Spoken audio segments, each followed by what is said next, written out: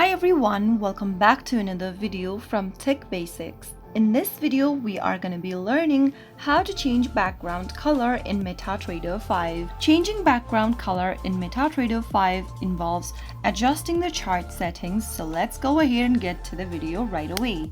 First of all, launch Open MetaTrader 5 application from your app drawer. Make sure that you're logged into your account, and once you're in, tap on the charts option at the bottom of the screen.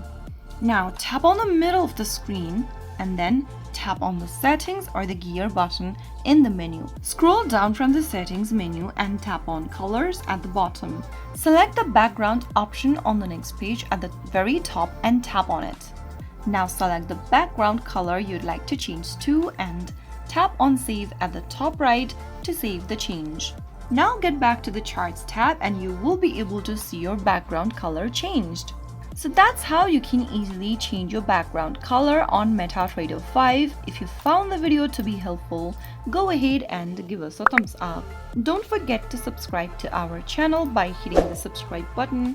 Press on the notification bell so that you'll never miss another upcoming upload from us. I will be back again in the next video. Thank you for watching.